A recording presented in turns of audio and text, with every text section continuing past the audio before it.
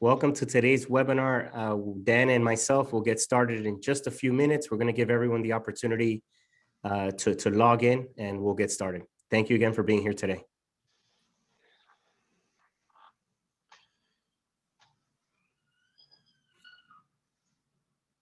Great topic, Raphael. Looking forward to everyone joining us here. Yep. Good list of attendees so far.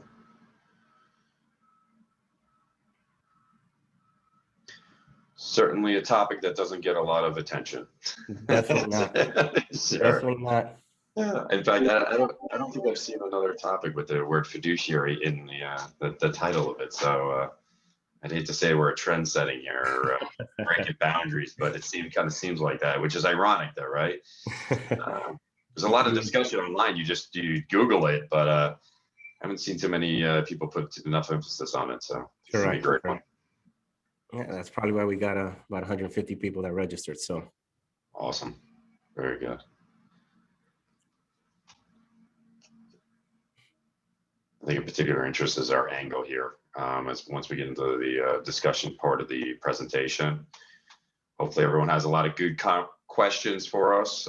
Definitely, as you're filing in, hit that Q&A button and send the questions over. Raphael and I will get to those at the end of the session for sure.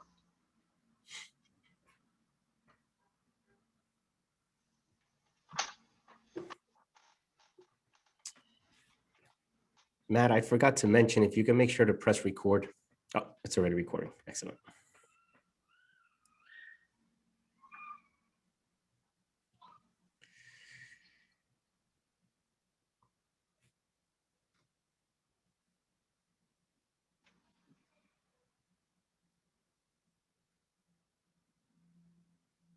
For all those attendees just coming in, Dan Odessa and myself will be getting started in a minute or so. We're giving everyone the opportunity to go ahead and log in. As mentioned earlier, if you have any questions or you have any items with regards to your fiduciary responsibilities or anything with regards to liability, feel free to put the questions in the Q&A below. Dan and myself will do our best to try and get to all the questions somewhere either through the presentation or at the end of the presentation. Again, thank you so much for joining us today. We're looking forward to getting this topic going and providing you as much information as we can today.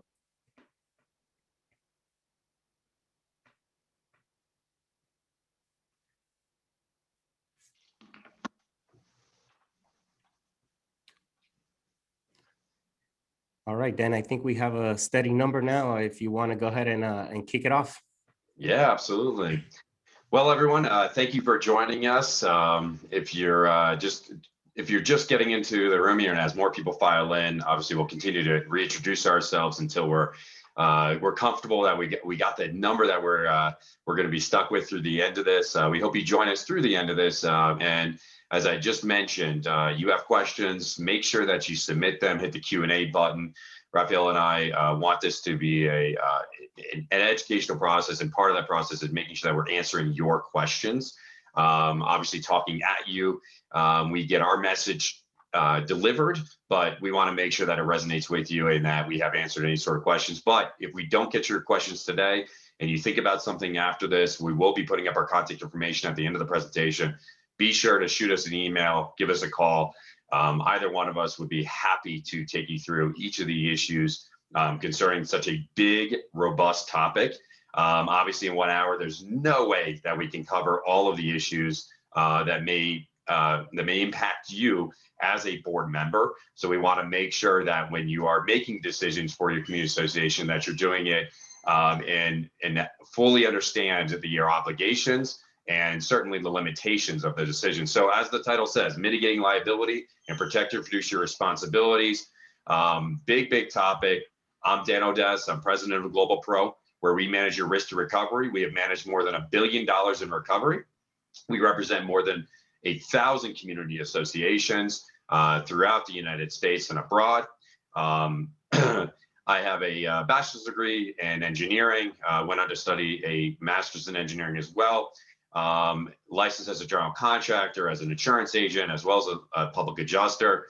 I've testified in court as to causation and damages and many different cases.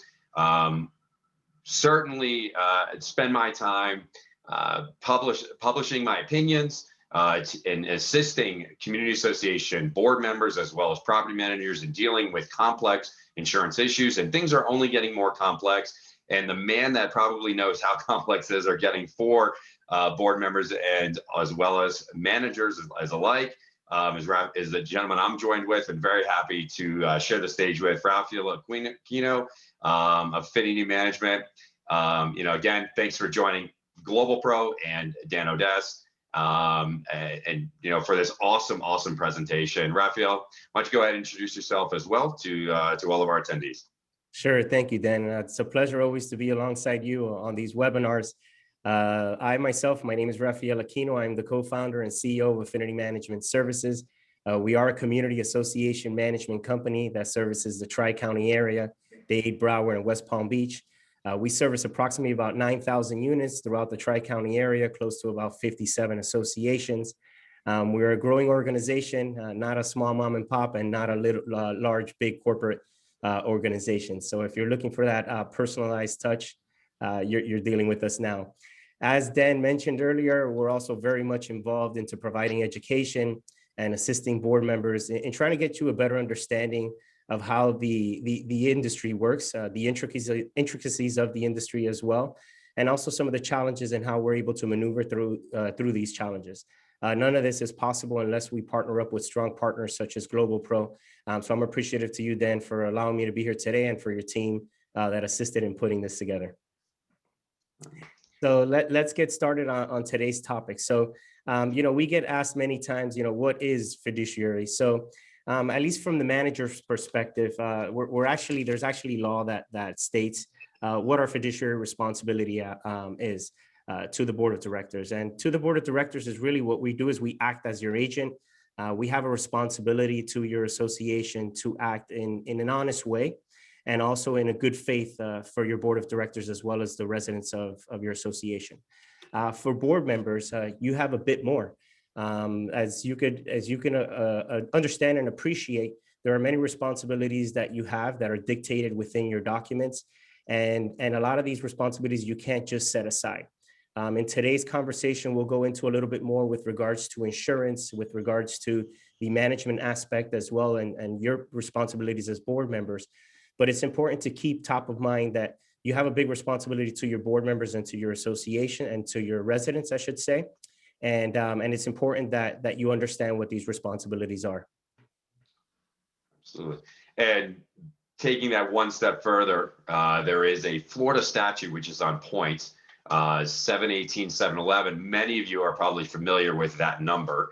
That's chapter 718. And I encourage all of you, if you are a actual sitting board member or a property manager and you have not read through chapter 718, while it may put you to sleep several times while you're trying to get through it, as Raphael's laughing, because it's very dense, it's very complicated. There's a whole lot of information in there, but it's really important that if you in fact have a fiduciary obligation, which you do, to your association as a board member, meaning you have a liability in the way in which you make decisions, and there may be consequences to it, whether they're allegations of it or if it's proven.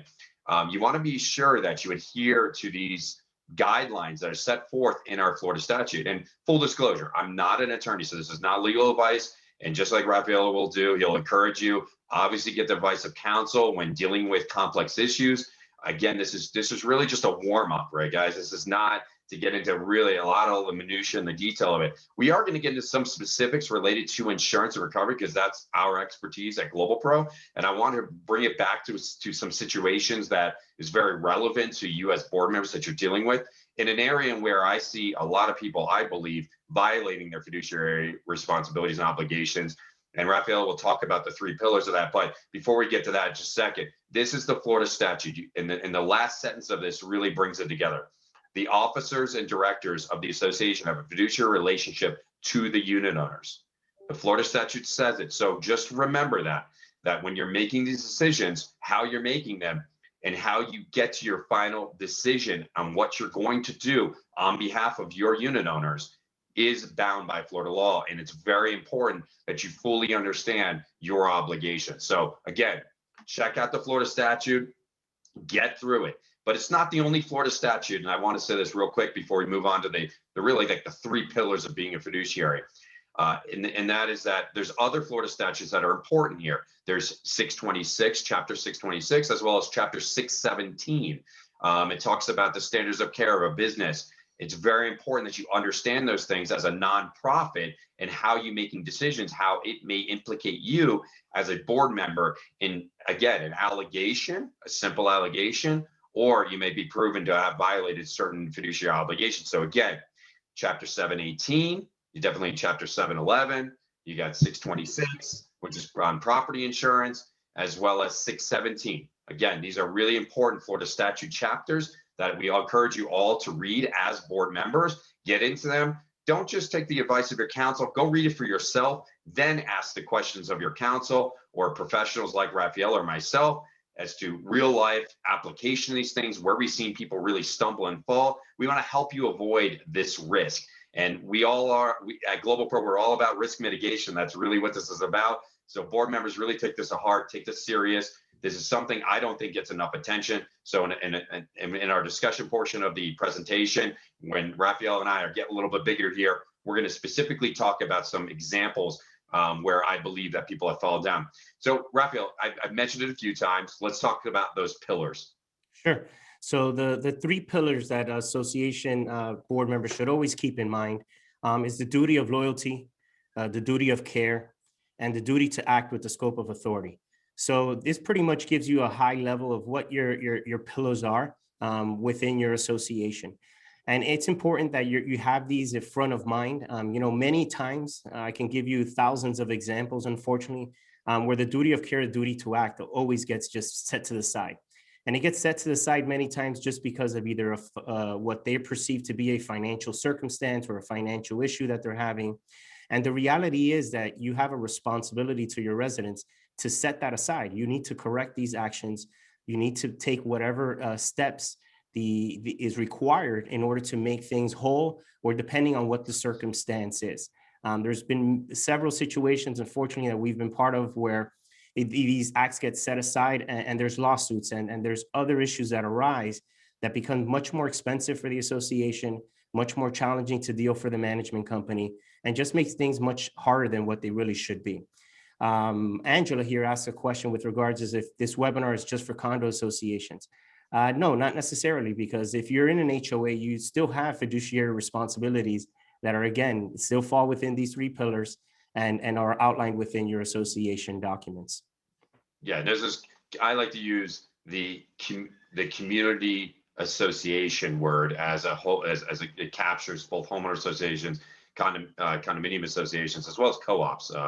There's a lot of these same obligations for co-ops. So just understand that. And I think one of the things we want to hit on real quick is an issue regarding bylaws and how you tie all of the laws into your bylaws and making sure that there's consistent and updated. Raphael, as the role of a property manager and we're dealing with fiduciaries, how important are those bylaws in dealing with these issues of being a fiduciary? So they're very important. So important that, the law changed. I believe it's 2 to 3 years ago when it made board members responsible to not just take a course. That's what we recommend, to take a course that gets you board certified. So that way it states that you've read your documents, you understand what's going on. In these courses, you're able to know what the legal changes are, because every year we're going through legislation, or sign a simple affidavit, which is what we don't recommend. So if the state is telling you that you need to sign, that you need to read these documents, and it's telling you something that, what's in there is important. Many times, unfortunately, what we do, because we're human, no fault for anyone, when you see a document that's about 150 pages, if you're lucky, and small, you kind of set it aside, oh, it's not a big deal. But later you find out that that's really the Bible for your community and the guide that helps you understand what your responsibility as a board member is, as well as a resident. And if you don't understand that, then I'm not sure why you're even sitting in that position.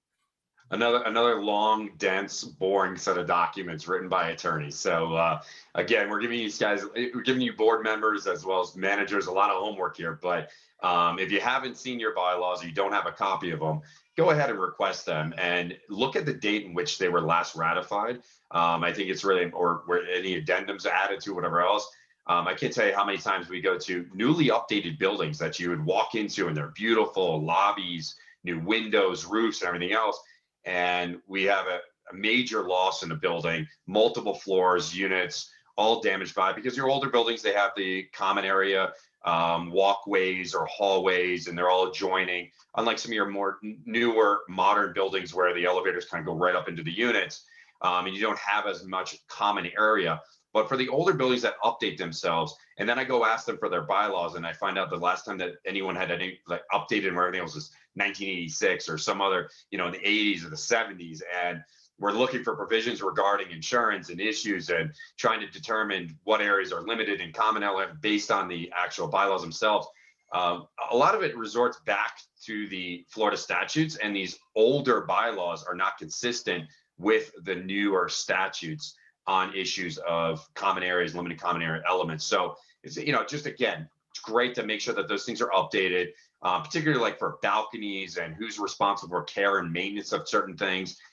These are the areas where we see failures occur, where people make claims. And then when they go to look at their bylaws, there's really no clear definition as to, who's actually responsible for the insurable interest in certain particular issues that may be deemed or claimed to be maintenance issues or sudden or accidental casualties that are recoverable. So again, really great advice. Make sure you look at those things. Make sure that you're updating those things, and do your homework. You get elected to the board. It means that your unit owners are trusting in you to make decisions in their best interest based on these governing documents. So I think that's a really important thing. Let's talk about expectations. Expectations is a big loaded word. We talk about it all the time. What are some of the expectations as a board you should have for managers? I think it's a great one. I think it's a great question as it relates to mitigating and fiduciary obligations. As a board member, what should our expectations be of our manager?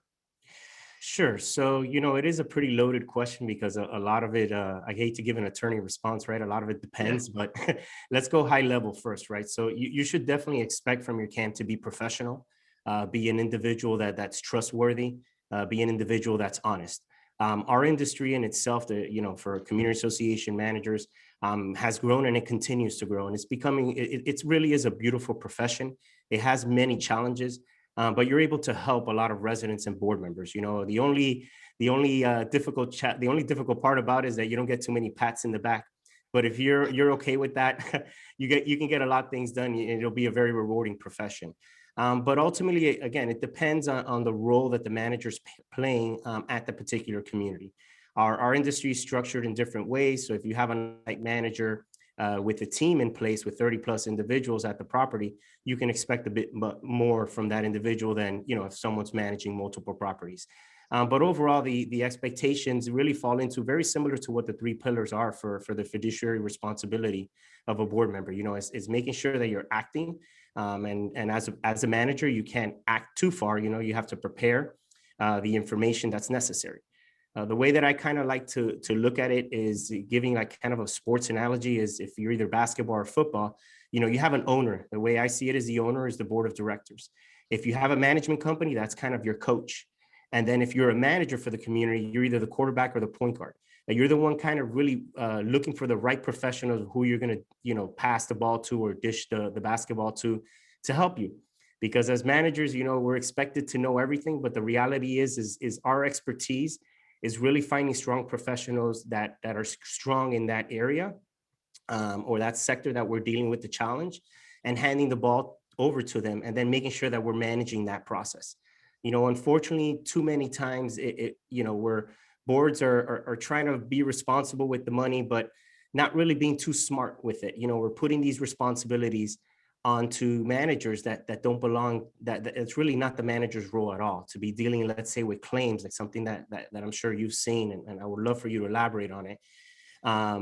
So it's very important to keep that in mind, that really what the manager does is facilitate the process. And yes, we do have some skill sets. I don't want to say we don't have any skill sets in any way, but we problem solve, put things together, and basically chew it up for the board of directors to be able to make an easier decision. You know, Dan, if you don't mind, I would love for you to kind of chime in a little bit of some of the challenges that you've seen, at least in your sector, where maybe the board has pushed management a bit much into taking certain responsibilities, and what those impacts are to, let's say, like a claim or dealing with any insurance challenges. But yeah, you just mentioned about hiring professionals. You hired your property manager to manage your property. Many of the things you see them do, or many times you don't even see them doing the things that they're doing on a daily basis, dealing with Yeah. all kinds of different requests, whether it's certificates of insurance to access to the properties to, John and Joe are doing construction and coordinating when that's going to happen, and then policing when they're starting and stopping. There's so many different things that on a daily basis, and certainly there's that expectation that you do those things. Just like you hire an accountant to file your taxes or to do budget planning, right? You rely on a CPA to assist you with doing budget planning. You hire a lawyer to make sure that you're complying with your legal obligations, or to defend a lawsuit, or investigate potential lawsuit against a unit owner or a vendor that may have done something that they should not have done, which is a violation of the bylaws or the governing or whatever governing laws that you might have for your property. Similarly, when you're dealing with an insurance claim, many people think that, well, I have a broker or I have a property manager. Right. And then they take that onus and obligation and they put it on the shoulders of the property manager to deal with the broker. The reality is that your broker, 220 licensed individual like myself, is there to sell insurance, sell a product. They're not there to actually adjust a claim. In fact, if you read the Florida statute on brokers or agents, it says nothing about adjusting claims. Just like if you read a statute on property managers or as fiduciaries and the decisions that they're making, they're not there to adjust claims either. In fact, if a board or a manager were to adjust a claim, they are shouldering all of those fiduciary obligations. They're making decisions for the association that they, quite frankly, are not qualified to do. Just like you're not filing your own taxes or doing your own legal work or performing your own construction or designing the actual work that needs to be done. That would be an architect. You're hiring licensed professionals to come in and take on those obligations. But when it comes to insurance claims, there's a very odd, kind of weird situation where we think our broker who sold us insurance should be helping us. Oh, that's what we pay them a commission for. No, you pay them a commission to sell you a product. You pay your manager a fee to manage the property. You don't pay either of them to adjust a claim. And even if they tell you that they have risk managers on staff or claims professionals, they're not coming out to the property to adjust a claim. They're not going to assess actual coverage. In fact, that's the obligation of your insurance company, not you. All right. So your only obligation is to prove your damages, but proving damages isn't just producing contractor invoicing or estimates. No, the actual adjustment of a claim, making sure that you have someone representing your interests. The only person that can possibly do it is either a licensed public adjuster or an attorney acting as a licensed adjuster. A licensed attorney or a licensed public adjuster can adjust a claim on behalf of policyholder. The only two people that possibly can. In fact, there's a huge mega campaign against contractors, the unlicensed practice of public insurance adjusting right now going on. They passed more laws last year. They're going to pass more laws this year about it. They want to make it clear to contractors that try to get involved in the claims process that they themselves cannot adjust the claim. They're making it very, very clear. But we rely on our contractors a lot of times where our property managers or our brokers can't get it done. You just think simply, oh, I'll let my contractor do it. They're just going to get reimbursed. Again, not licensed to do it. But a licensed public adjuster or a duly licensed attorney that is acting as a public adjuster truly are the only individuals that are obligated or can possibly represent your interest in adjusting a claim. Just like the attorney doing the legal work or the accountant doing the financial work or the property manager doing the managing. That's what those professionals are there to do, like us. Global Pro. We are a group of licensed public adjusters as well as licensed attorneys that represent the interest of community associations, HOAs, COAs, co-ops in claims and making sure that they get recovery, because there's so many different nuances to it. All the Florida statutes that I referenced earlier all include certain particular information as it relates to how you should be recovering. And unfortunately, you can't just simply rely on your broker to do these things because, again, they're not licensed to do it. You can't rely on your manager to do it. They need to go back to managing the property. And I feel like when you try to shift that burden over to your manager or your broker, you think that maybe that's a way in which you can save money. But if they don't know what they're doing and they're not licensed to do it, all you're doing is shifting or trying to shift fiduciary obligations, responsibilities of you as a board member to other individuals. And it's, number one, not fair, not correct, not proper, nor are you ever going to get everything you're entitled to in your recovery, and making sure that you're also protecting your rights and responsibilities if in fact your insurance company doesn't properly pay you, which is a lot of downstream implications of doing that stuff. So you got to make sure that you fully understand who the role players are and who is obligated to do these things and the limitations of their licensing. Again, even if your broker says, I have risk managers, I have claims professionals, it doesn't mean that they're there to represent your interest, because as a 220, they're not there to adjust a claim. Being very, very clear about it. Just like your manager cannot adjust a claim. They could certainly facilitate and give information and documents, but they are not going to understand, break down, define obligations as pursuant to that contract of insurance and interpret it based on the Florida statutes and walk you through the claims process and determine causation and liability and whose burden is what, et cetera, et cetera. So they're not there to do those things. They're simply there as facilitators to make sure that people have access, that people have records and information, but they're not there to adjust claims. And you don't want to burden them with the obligations to do something that they're not licensed to do, just like your contractor shouldn't willfully burden themselves with that obligation to do it. And the fact, there's a recent case where they talk about this willful disregard for property. And truthfully, if your contractor is saying, no, give me that assignment, give me that obligation, they're willfully disregarding you and your obligations or as fiduciaries, because your bylaws, I mean, Raphael, right? In your bylaws, what is to go through a typical, I guess, let's walk through a typical construction process. Sure. If I were to, let's say, doing an improvement in my lobby, and I know there was a question about it, what is a typical practice that we see? What would a community, let me put it this way, what would a community association typically need to do to improve their lobby step by step? Sure. So to improve your lobby, it depends how you're going to change your lobby, right? So if you're just kind of looking to keep things the same, in essence, just kind of revamping it, then, it's just going through a process where you're getting your proposals together. Well, first of all, you got to understand as a board what you're doing to the lobby, because the lobby, again, could be a loaded question because you have many lobbies now being upgraded to keep up with what's going on with the buildings in downtown and Sunny Isles and all the areas, all the competing buildings that you're competing with, because you want to make sure that your building's marketable. So if you're going through a very detailed process, number one, as a board, you're first going to want to look at the finances and understand what kind of budget can we set aside for this particular project. Once you have somewhat of an understanding of how you're going to come together with that kind of money, then you're going to want to go out and get either an architect or an engineer, depending how thorough you're going to go with this upgrade, and have them outline what the specifics are of this situation, of this change.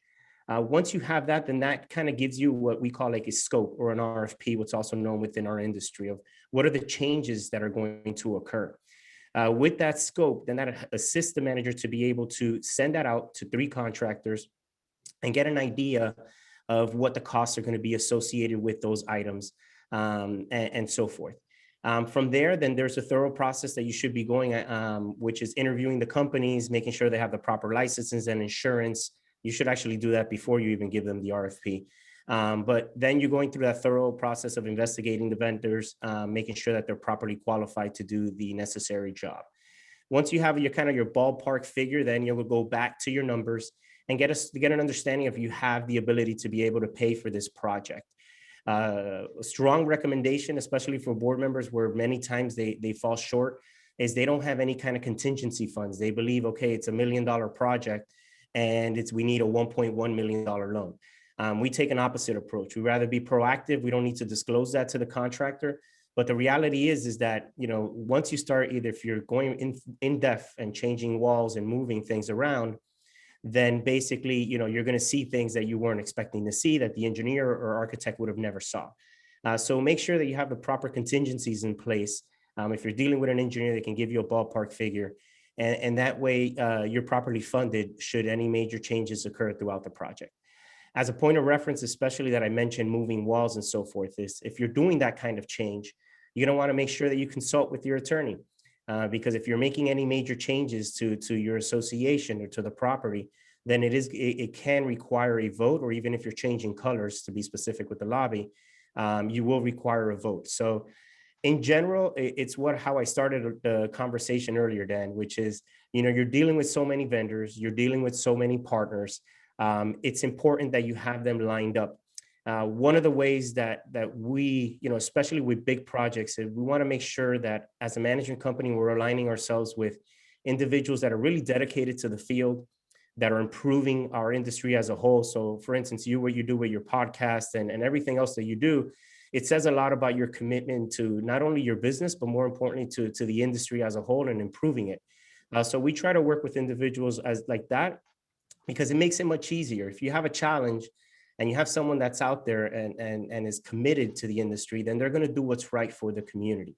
Is it going to be cheaper? Most of the cases, probably not. But is the job going to get done? High probability that it is. So it's important that as a board, you have that responsibility. Again, back to fiduciary, what's the balancing act, right? Of okay, am I going to go with the cheapest guy? Am I going to go with the most expensive? You have to find that right balance, and you have to work with that with your management company. If you're self-managed, and these are decisions that you have to reach out to other references and see what's going on, so you understand. Because bringing it kind of back to the insurance, dealing with an improper broker or dealing with not the right public adjuster, or hiring a contractor that gives you an AOB, you could be finding yourself in a very difficult situation. And it's normally a pretty long process to resolve. Imagine hiring the wrong person to deal with that. So Dan, what I wanted to kind of throw back at you, because I know you went pretty in depth, but maybe for our board members that are newer board members and maybe haven't dealt with claims, maybe if you can give them kind of like a high level, especially now that we're walking into hurricane season, kind of give them a high level of a claims process, and how you guide your clients through that process. Well, that's great, Rafael. And before I get that, I want to build off of what you just got to talking about, which is the typical construction process, to talk about the typical claims process. And it's a great segue to it, because you all just heard Rafael walk through a very complicated process to actually do construction. And one of the pitfalls that we see many associations fall into is that soon after the loss occurs, they immediately will engage a mitigation contractor to do mitigation and repairs. But the reality of it is that if you look in your insurance policy, it only obligates you to mitigate, stop the loss from getting worse. Then you have to stop, allow the insurance company to adjust the claim, pay you, get your recovery being money, not rebuilding, totally different phase, recover the money you're entitled to, and then rebuild. Why? Because until you know how much you're going to recover and get paid, you have no idea how much you have to spend in order to rebuild. More importantly, though, soon after mitigating your loss, stopping it from getting worse, it's no longer an emergency. There's not a situation where it is in fact an emergency. If your windows are boarded up because they broke from the hurricane, or your elevator is shut down and in safety mode, again, it's no longer an emergency. I understand that there's certain obligations to getting, your desire rather, to getting the elevator moving or the windows replaced or et cetera, whatever. The fact is though, you're not in an emergency situation. And before you go spend money that you don't have yet, you need to first determine how much money you have to spend.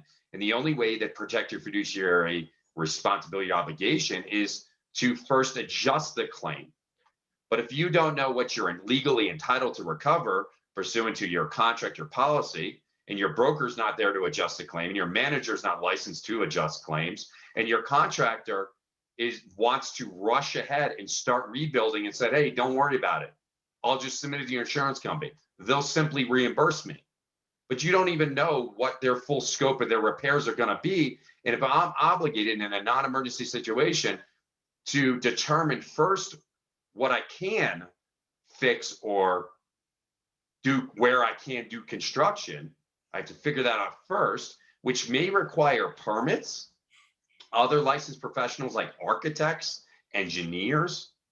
To do simple drywall repairs in a common area hallway requires a permit in Miami-Dade, Broward, or Palm Beach. You must pull a permit. It's a fire-rated wall. So if you rush ahead and allow your contractor to go ahead and just start making repairs to the wall, I can tell you with firsthand knowledge, there's been stop work orders and unsafe structure notices slapped on buildings. Guess what?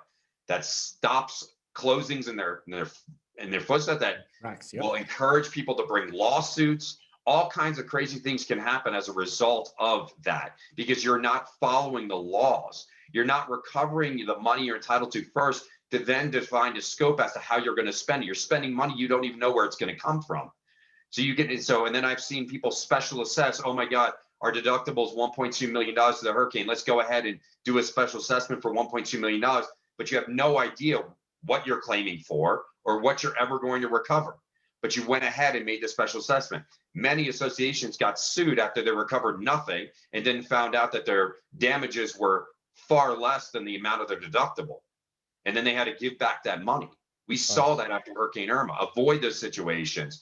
Understand the claims process. Let's talk about role players, right? So in an insurance claim, you have many different role players. On the insurance company side, they have licensed independent adjusters that represent only their interest. Licensed independent adjusters. Licensed independent adjusters do not represent the interest of a policyholder. They only represent the interest of the insurance company.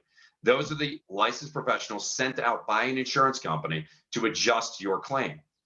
Incidentally, they have no fiduciary obligations most often to your insurance company. They make no coverage determinations. They come out to the property, take pictures, write up fancy estimates, submit it to the insurance company to allow the insurance company to make the determination as to what they're going to pay. So some of us may know some independent adjusters because we've had many, many claims, or we've been a board member or a manager for many, many years, and think that you can rely on the relationship to help influence the claim, or you can get it done because you've known this particular manager for this particular adjuster for a long time. The fact is that they're not the decision makers. Again, this is all about decision makers and role players through this entire process. You also have your insurance agent and broker. They're kind of in the middle, right? They're in the gray area.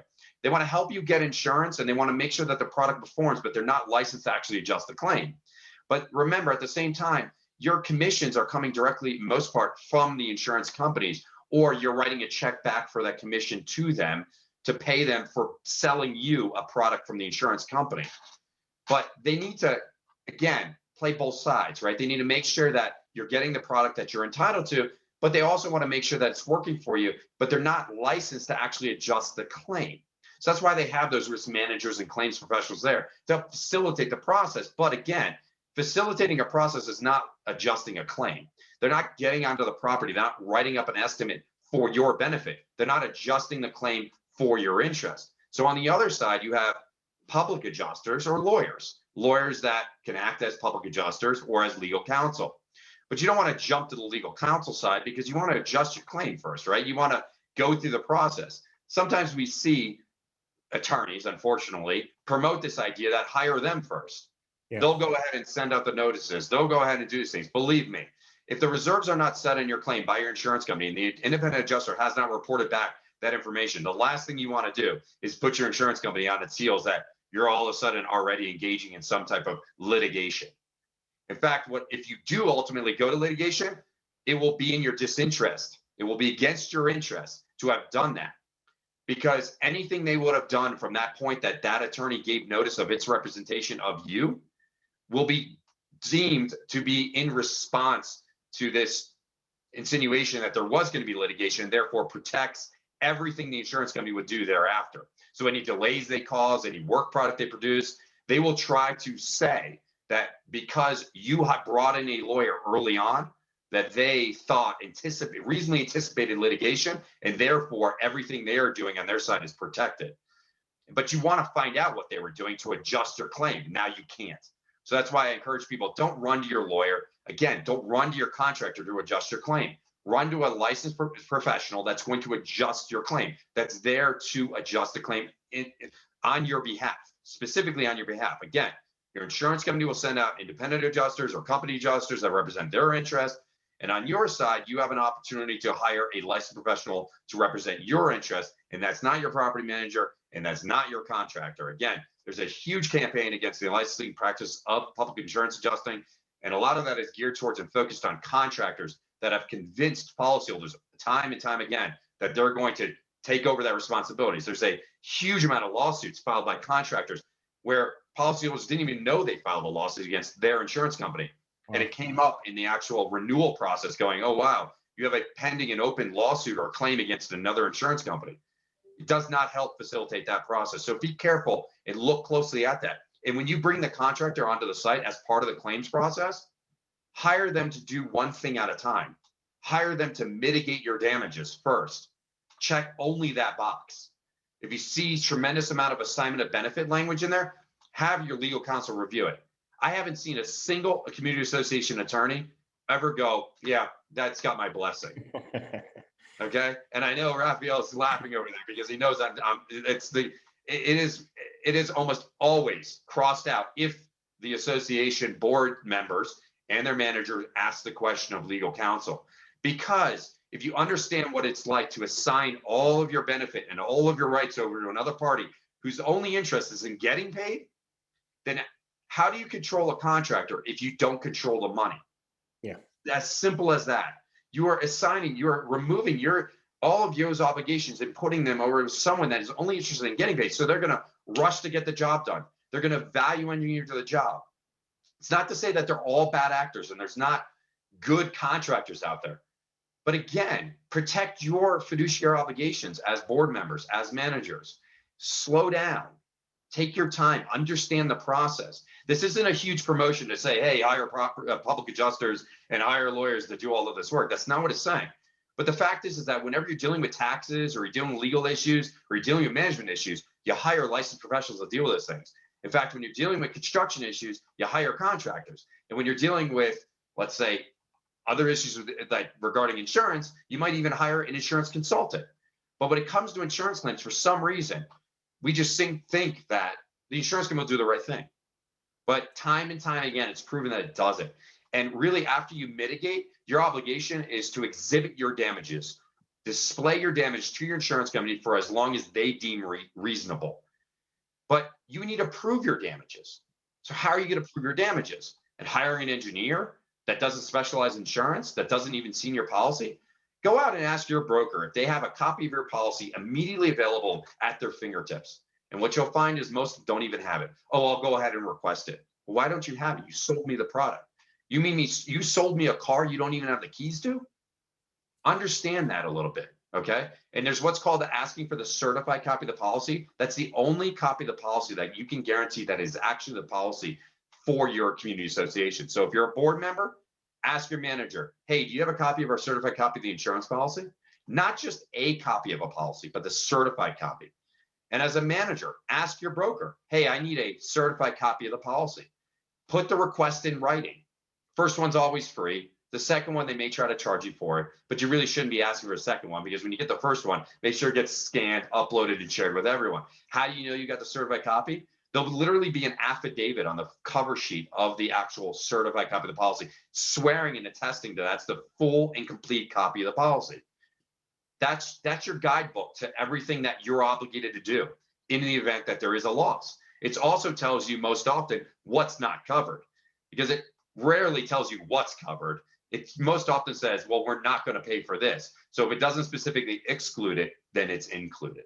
And that's a very confusing nuance. Again, why a licensed insurance professional, like a public adjuster or a duly licensed attorney acting as a public adjuster, can make sure you fully understand your obligations, your fiduciary obligations in dealing with a claim, and making sure that you mitigate, stop, exhibit your damages, cooperate with your insurance company, recover the money you're entitled to, and then rebuild. Then you can go out to that bid process that Raphael talked about, collect all the professional information, get all that stuff, protect your fiduciary responsibilities, make sure that those three pillars are intact at the end of this process, because many oftentimes people will hire unlicensed contractors or speed up the process or hire any, especially we're heading into storm season, right, Raphael?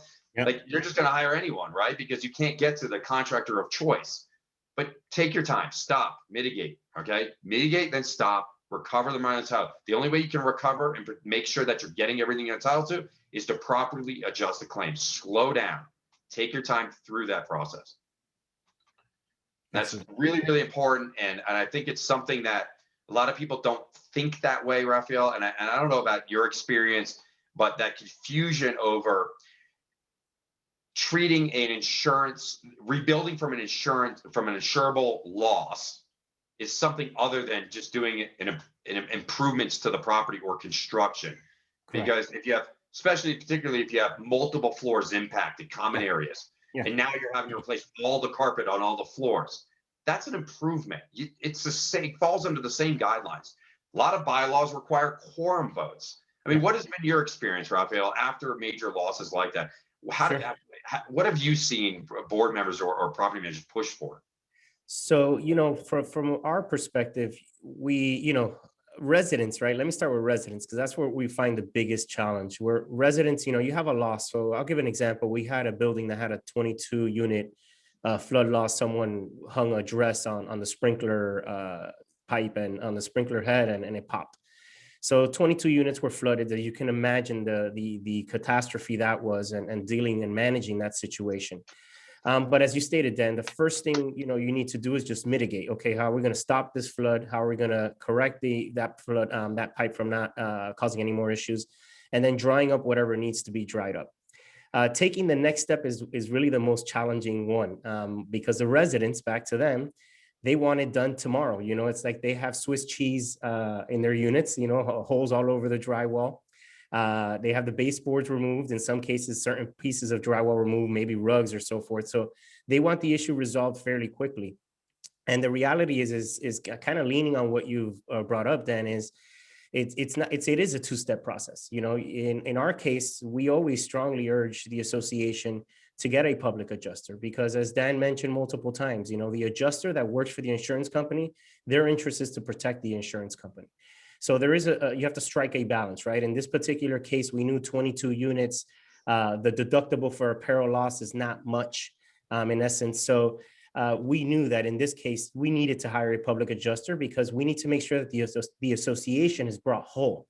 There's many things that are behind these walls that no one knows. In this particular example, fortunately enough, we hired a public adjuster. We didn't realize, no one would have realized, that the fire panel got completely soaked.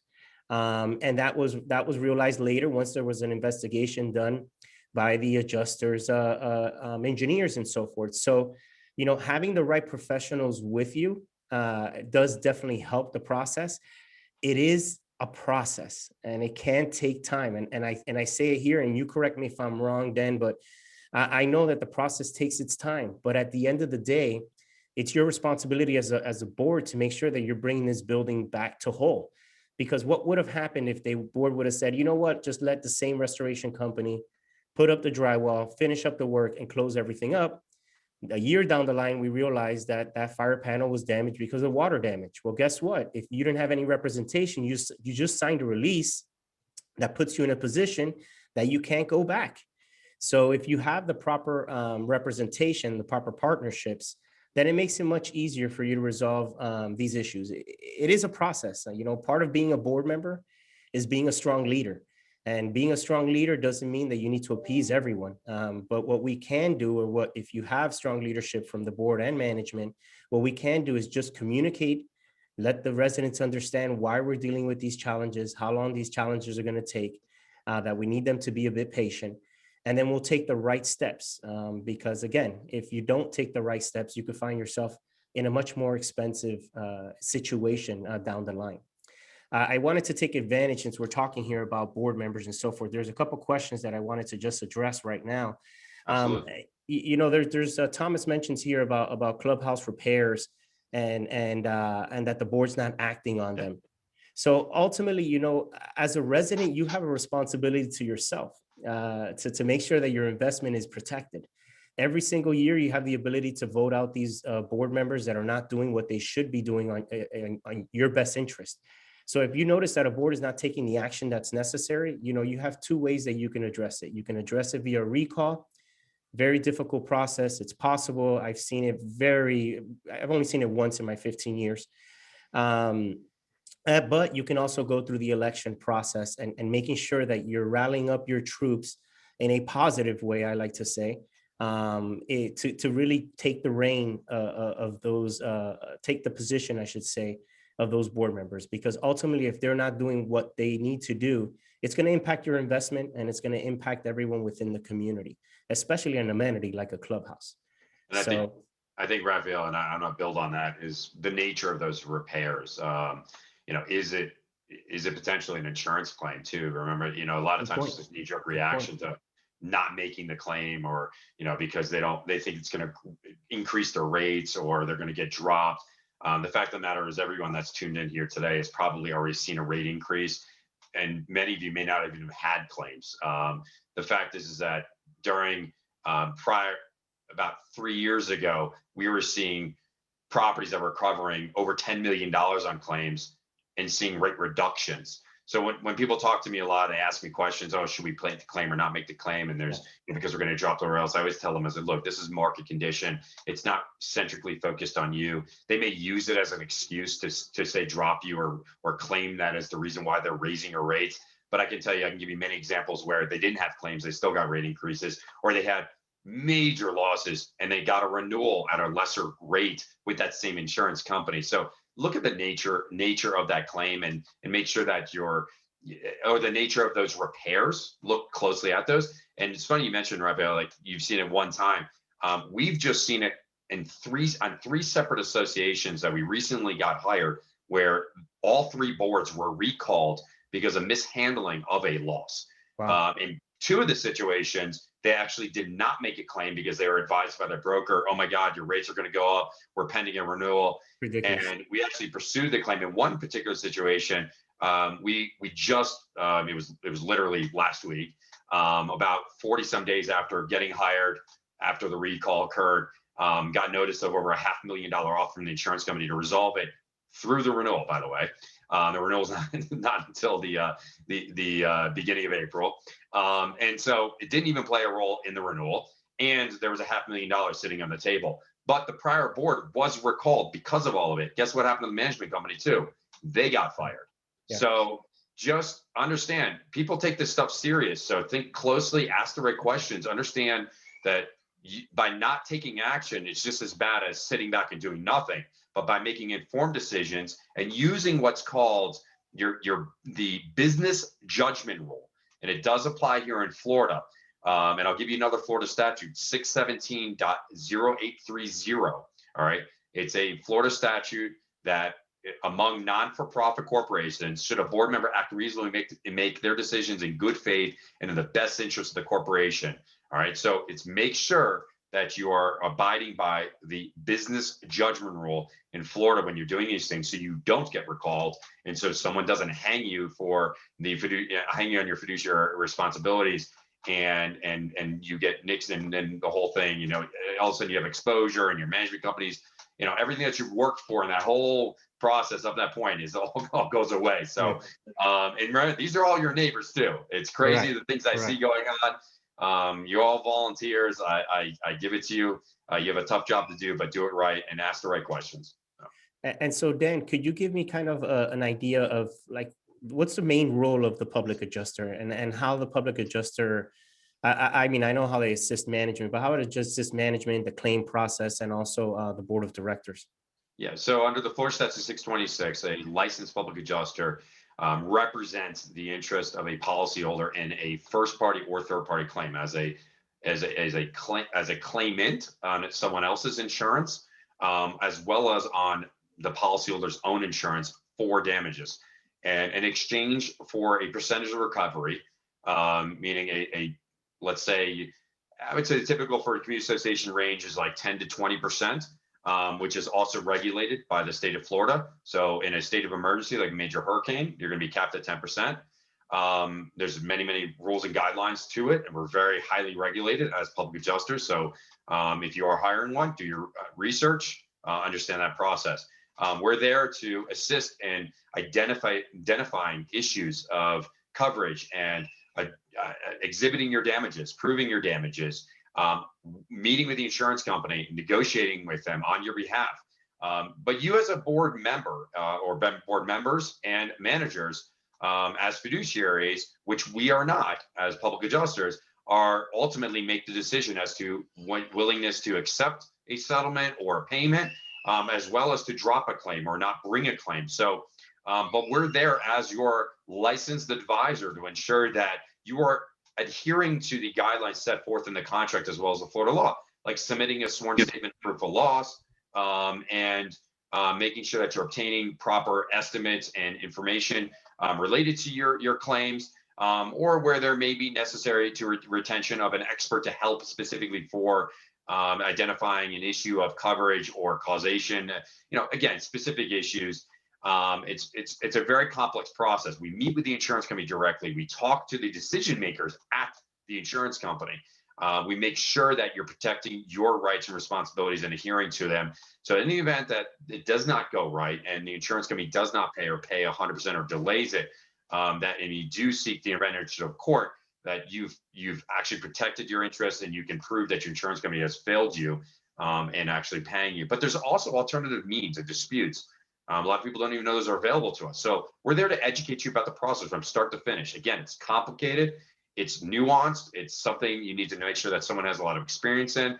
Again, our team has licensed contractors and engineers, attorneys. Like we have access to all these professionals, whether they're licensed. Whether they are fully salaried employees or contractors that we contract the work out to help us in doing those things. We don't get involved in the construction process because, again, it's not part of the recovery process to the extent that we are steering you towards someone to rebuild. We're most interested in making sure that your mitigation efforts are compliant with your policy and that what they're doing, you're going to get a recovery for. And if you're not, we want to make sure that you're aware that some sort of scope of whatever the mitigation contractor is doing is not. We want to make sure that you're aware of those issues up front. No surprises on the back end.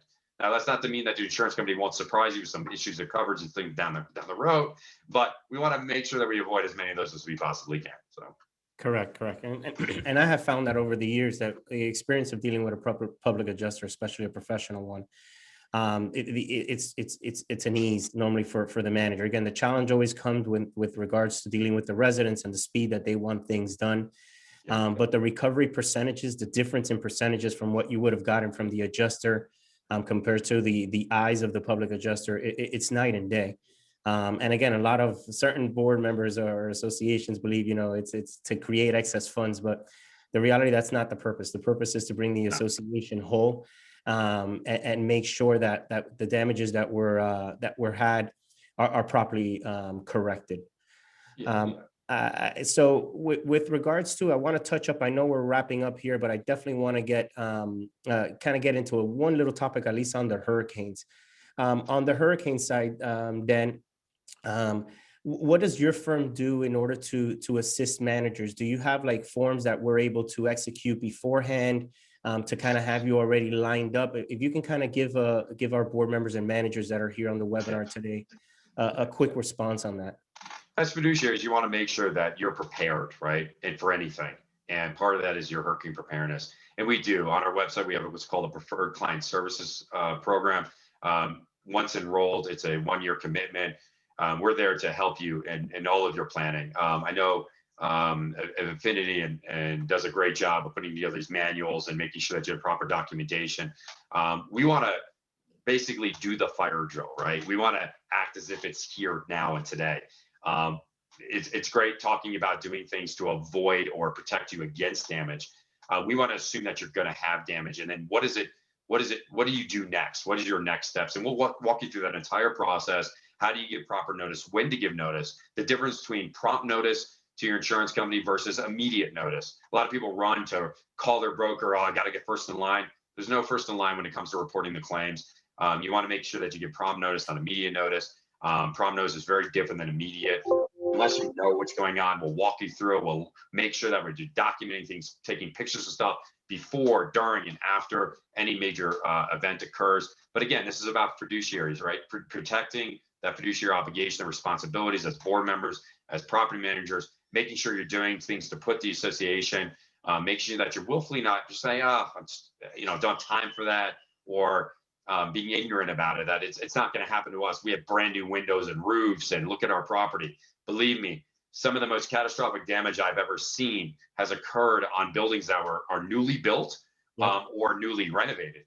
The reality is that there may be certain deficiencies that may be exposed by these storms or whatever else that are unforeseen. That doesn't mean the claim isn't recoverable. In fact, most policies say if it's unforeseen or unknown of, it is recoverable. So again, make sure that you're putting yourself in the best position. But that doesn't only just go for me as a vendor or Global Pro, but also other contractors like mitigation companies and roofers. We all have these programs that are, particularly in the tropics, to help you and assist you plan for that what if, that major what if, and want to make sure that you're getting front of line service, making sure that you're a priority. And it's important that you get your name on that list so that we can do that, because everyone's resources are tapped. And anyone that tells you anything different is totally lying to you.